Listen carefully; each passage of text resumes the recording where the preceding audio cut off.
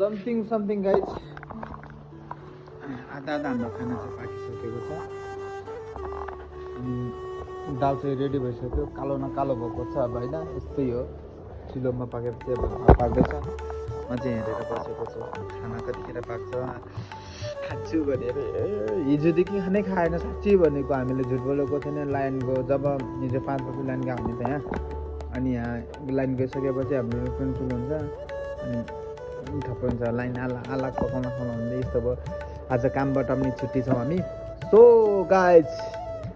जहाँसुकै भए पनि दाउरा अलिकता भयो भने बाँचाएर राख्नुपर्छ हाम्रो पहिलेदेखि आएको आखिरमा चुलो र आगो भनेको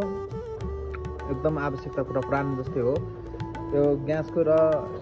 बिजुलीको भर चाहिँ हुँदैन जतिखेर पनि जे पनि हुनसक्छ तर आगोमा सधैँभरि ढुक्कता हुन्छ चाहे पानी परोस् चाहे पानी नपरोस् मतलब होइन गाइस